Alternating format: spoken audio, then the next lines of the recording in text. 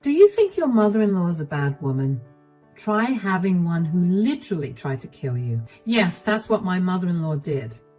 Hi, I'm Elise, and excuse me for using fake names, but I have to. My story might be a little unique, which is why there is a chance I might be recognized.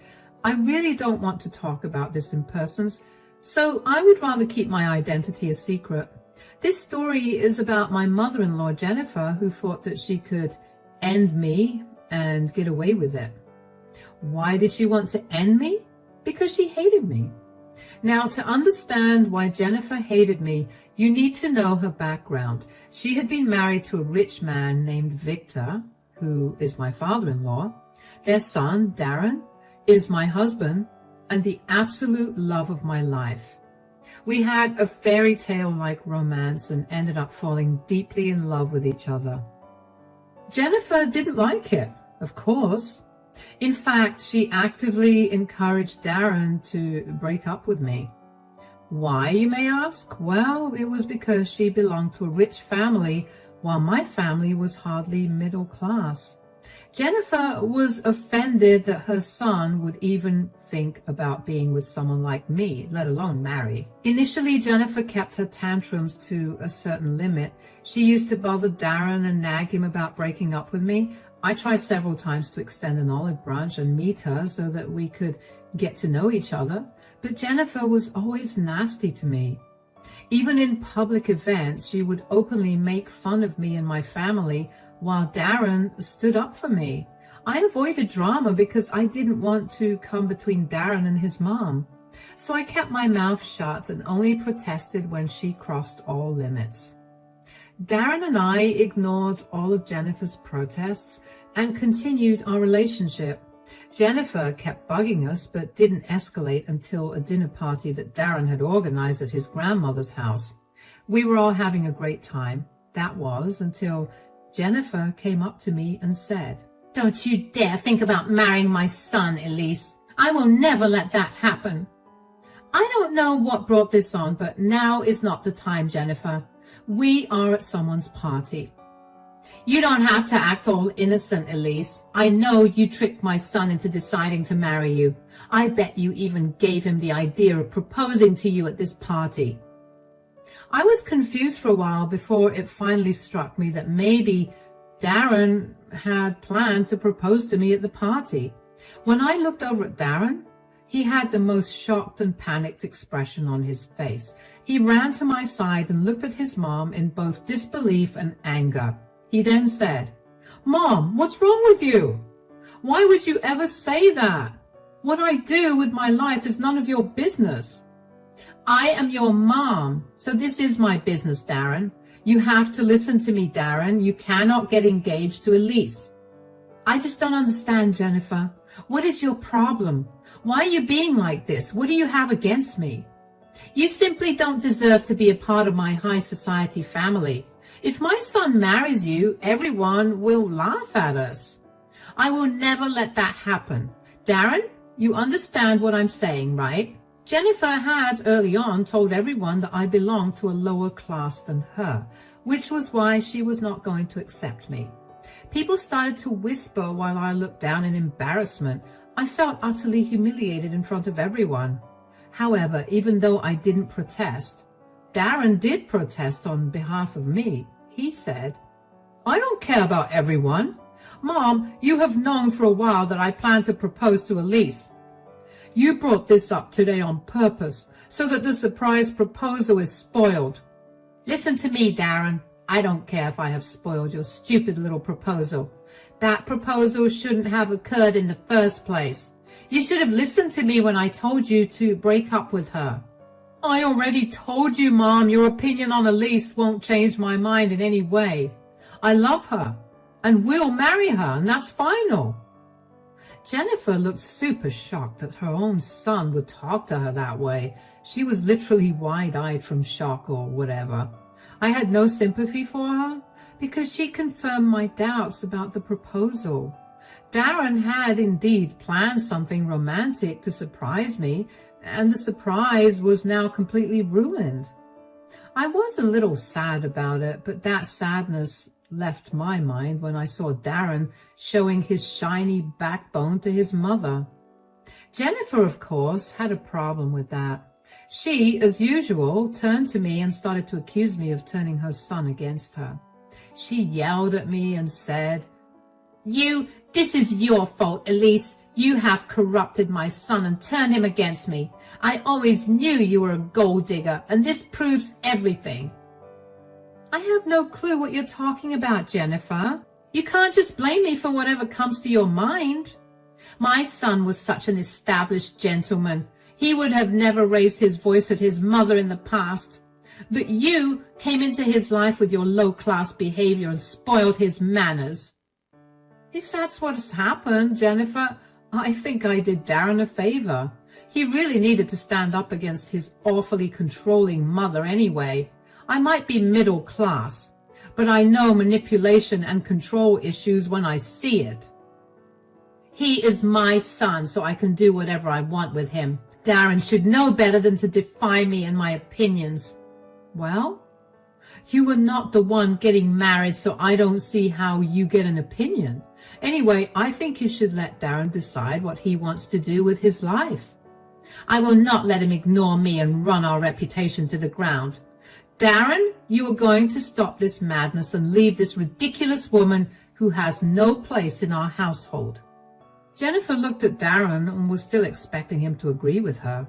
This delusional woman thought that she could just walk in and demand our breakup. As if Darren hadn't already made his intentions clear to her. I swear the woman was acting absolutely crazy. Very unsurprisingly, to all of us except Jennifer, Darren refused her demand and said, "You already know what I'm going to say, Mom. I am not leaving my girlfriend, who will soon be my future wife." "You are being childish and immature, Darren. Just break up with her, and I promise we will never talk about this again. If you are so lonely, I will find a nice woman for you from among my friends' daughters. You don't need to marry a low-class woman just because you need someone." "I don't just need anyone, Mom. I need Elsie in my life. I'm done having this conversation with you. You kept insulting my girlfriend, and she didn't even insult you back. You have been exceptionally mean to her, and I won't put up with your behavior." Darren then took my hand and we walked out of the party. Jennifer looked really furious that her precious son was walking away from her too, with a middle-class woman.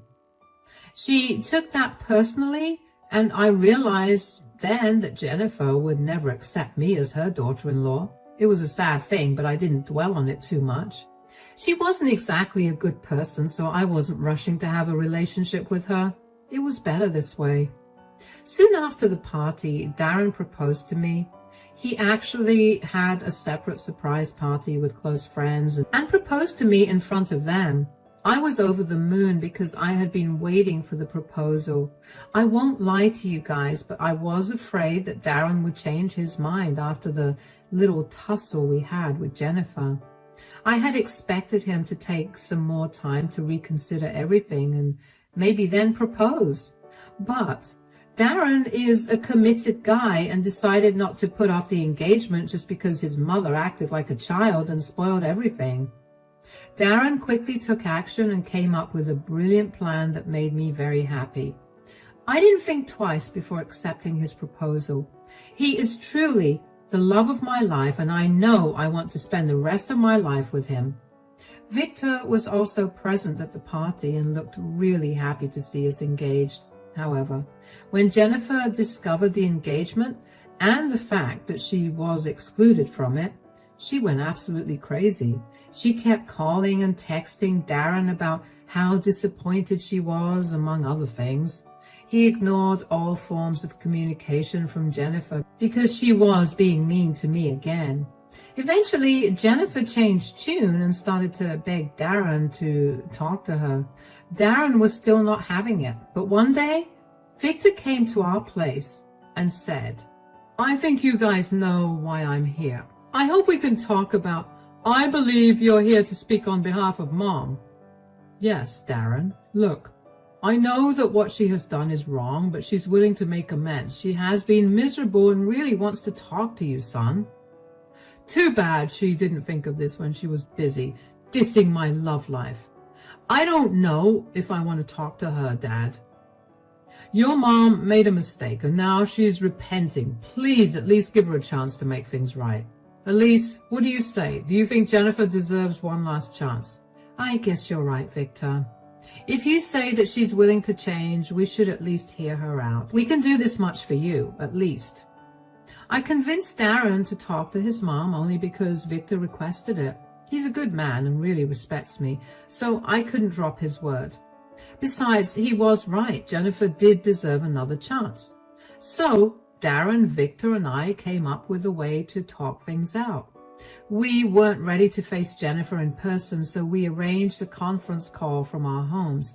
As soon as we made the call, Jennifer was on the screen with tears in her eyes. Darren looked at her coldly while I wasn't sure what I should do. And Darren said in a cold voice, Dad told us that you wanted to talk. What do you want to talk about, Mom? Son, I really don't want to lose you. Let's talk about this, okay? I'm sure we can come to an understanding. No, Mom, you will come to a compromise, not me. I did my best to make sure you two get along, and Elise has done enough as well. You are the one who kept demeaning her and insulting her, and this is all your fault, Mom. That's why we stopped talking to you. Are you really going to cut off your mom, Darren? You are the only child I have. How will I manage to live without my only son? Then you better change your stance.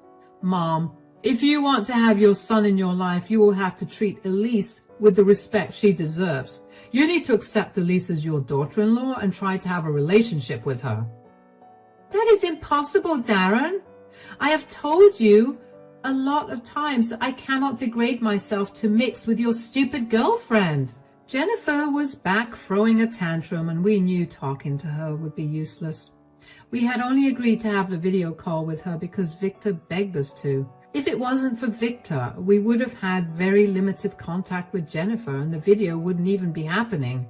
Jennifer disregarded these little details and kept on throwing a tantrum. And that's when my father-in-law finally stepped in and angrily said, That is enough, Jennifer.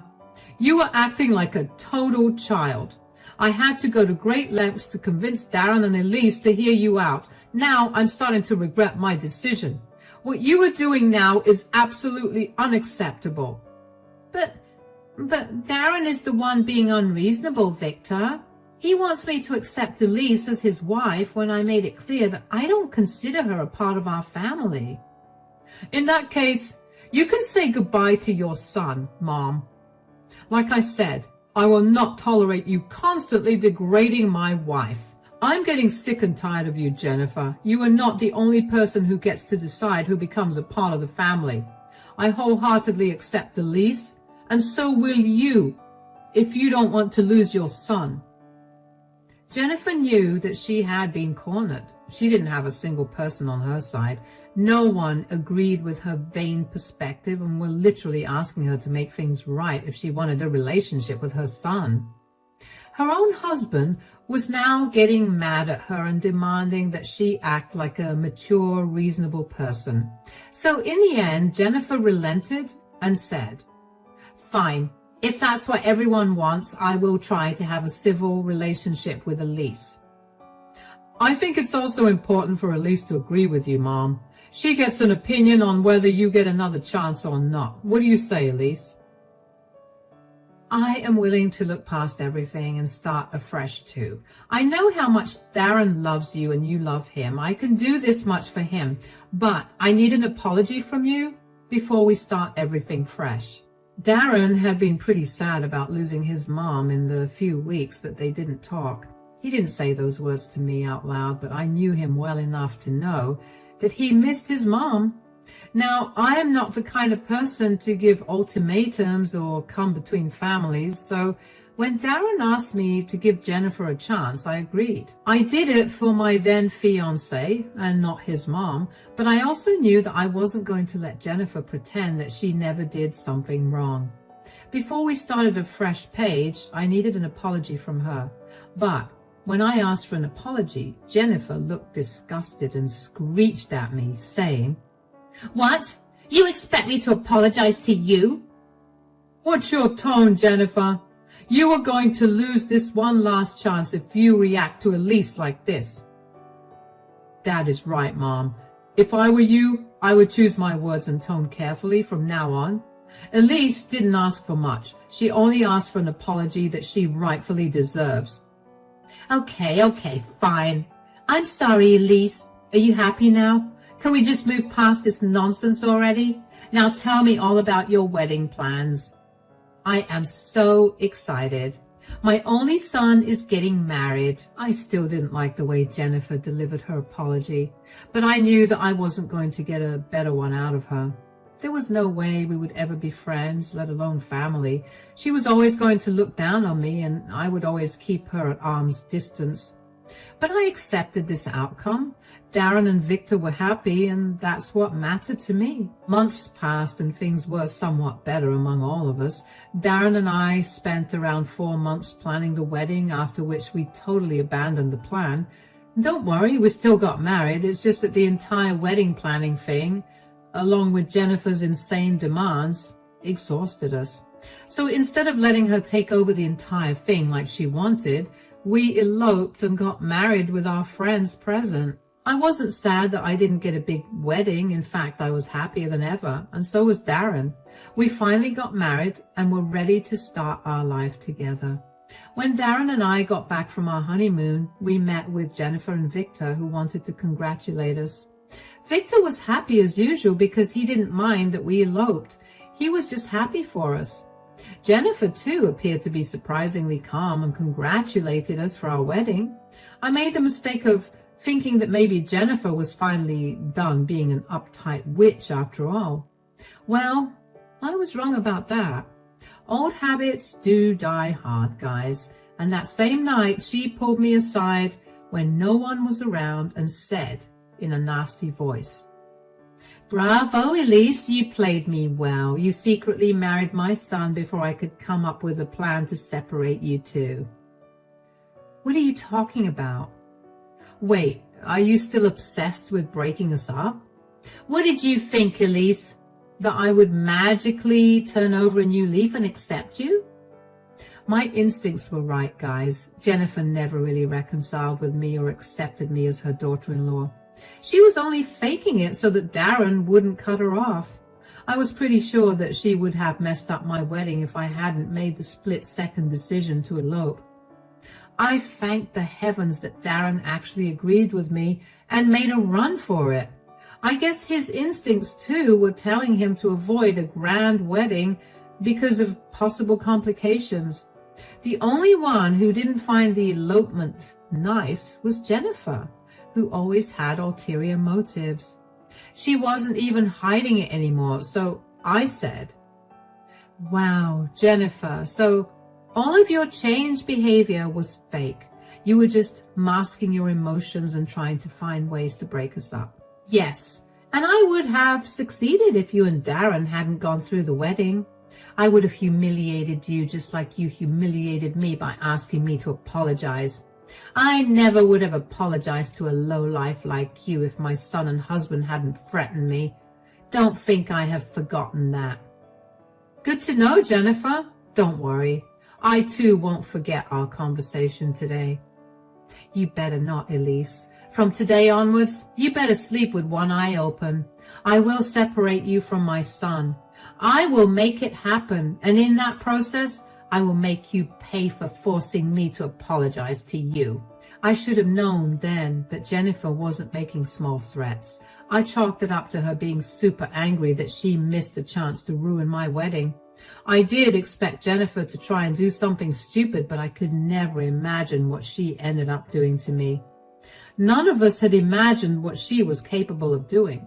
I did tell Darren about my little conversation with Jennifer that night. He was angry, but not at all shocked. He confirmed my theory that he knew Jennifer would try and interfere in the wedding. He was her son, after all, so he knew exactly what his mother was thinking. After another big confrontation and fight, Jennifer apologized to me again, much to her own dismay.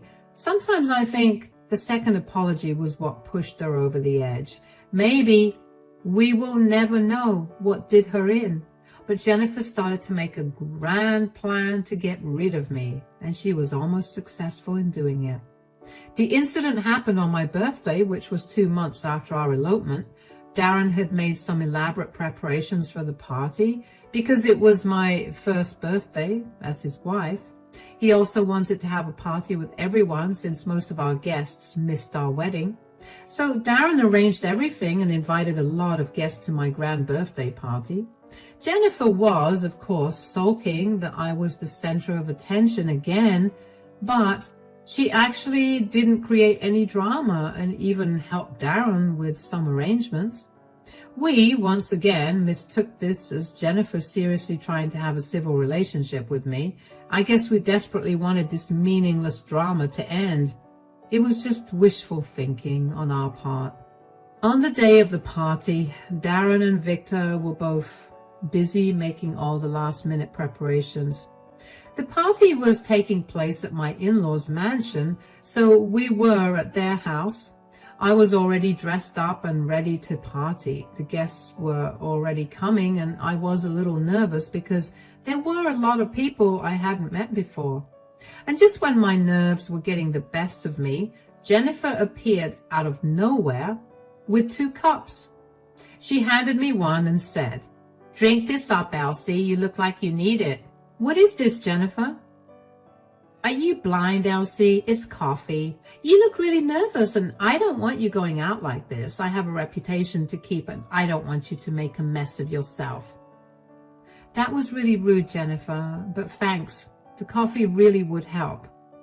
"Then what are you waiting for, Elsie? Drink it up already." I didn't want my anxiety to get the best of me, so I started to drink the coffee that Elsie offered me.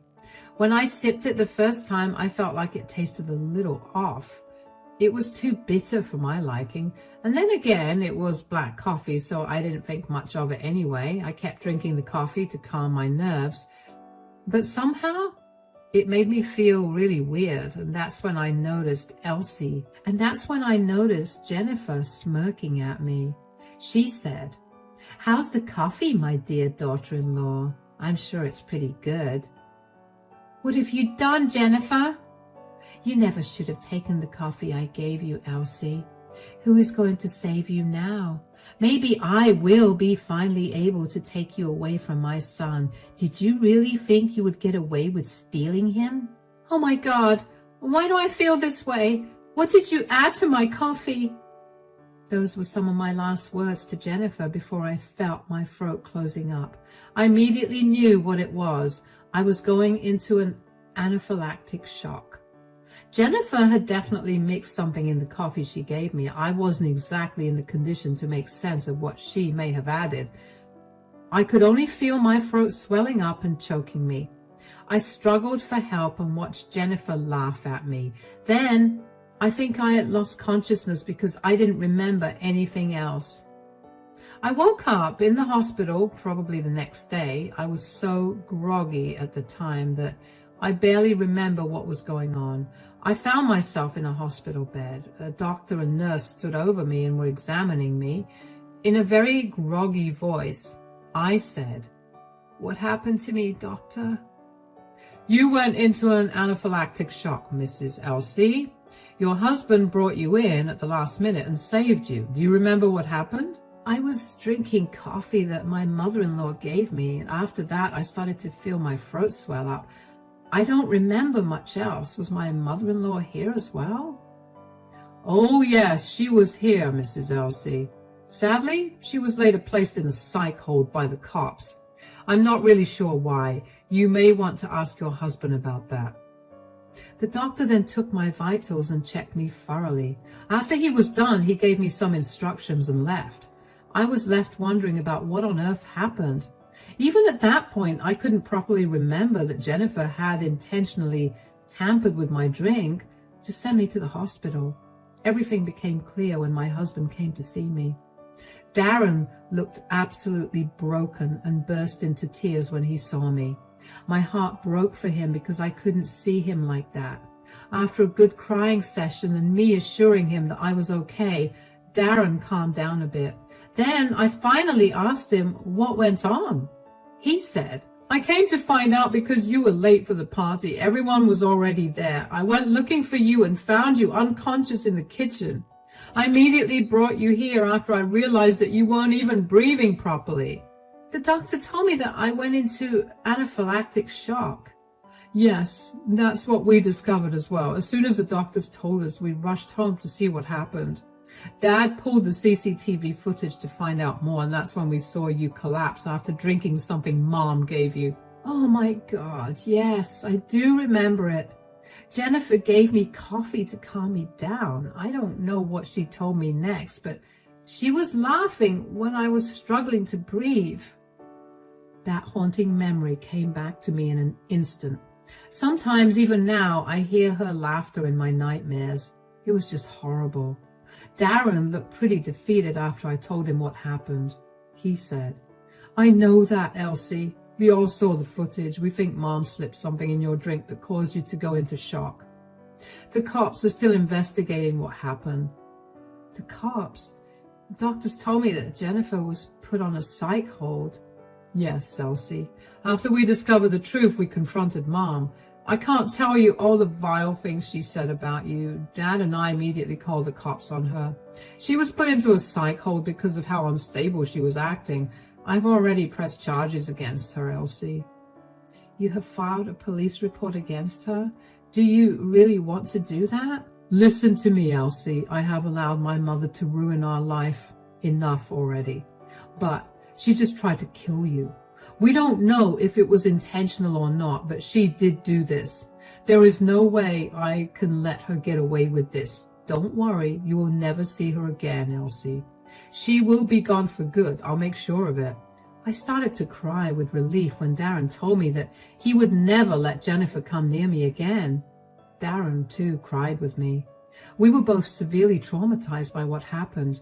Till I was back home, both Darren and his dad stayed by me at all times. Then they took me home and made sure I recovered fast.